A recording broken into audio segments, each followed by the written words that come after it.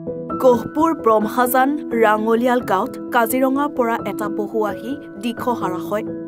দিখহাৰা পহুটো আজি পুৱা প্ৰায় 9 মান বজাত মুলান আৰু মোহন দাসৰ ঘৰত সোমাই পহু দেখি বহু সংখ্যক লোকৰ সমাগম হয়।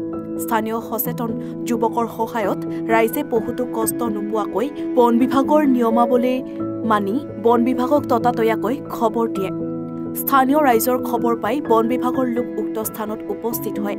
তাৰ লগে লগে স্থানীয় ৰাঙলিয়াল গাঁৱৰ ৰাইজে বান্ধি ৰখা পহুটো বন বিভাগৰ হাতত গতাই দিয়ে। এঘণ্টামানৰ আগত ভিতৰত আমি আছিলোঁ। তাৰপিছত দেখিলে মায়ে দেখিলে, তাৰপিছত ক'লে মাটো এইটো কি? মই ক'লোঁ মা চাওকচোন কি সোমাই আছে। মায়ে দেখিলে, তাৰপিছত কৈছোঁ মাটো এইটো পহু। তাৰপিছত মই ভাইটিক চিঞৰিলোঁ, ভাইটি গ'ল, ভাইটি দেখাৰ পিছত তাৰপিছত ভাইটিয়ে দেখিলে, তাৰপিছত কৈছে একো নকৰিবি, ধৰি বান্ধি ফৰেষ্টক চমজাই দিম। এনেকৈ কোনফালৰ পৰা আহিলে কোনেও দেখা নাপালে, কিন্তু পাকঘৰত সোমাই এনেকৈ ভাত খোৱা নিচিনা লাগিলে। তাৰপিছত ঘুটুং ঘাটাং কৰিলত চালে যেনিবা পহু বুলি দেখা পোৱাত বান্ধি ধৰক এতিয়া ফৰেষ্টক চমজাই দিয়া। প্ৰায় এঘণ্টা আগত আৰু ধৰি লওক, টাইমটো ইমান অনুমান নহ'ল। প্ৰথম মই দেখিছিলোঁ পহুটো আহিছে আমাৰ নবৌহঁতৰ ভিতৰত সোমাই গ'ল। কোনফালৰ পৰা আহিলে বিশেষ নাজানো।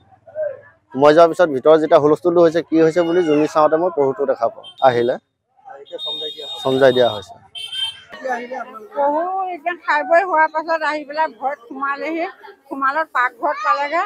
পাকঘৰত পাওঁতে মই চালোঁ কিহে কুটকুটাইছে। তাৰপৰা চালোহি পহু।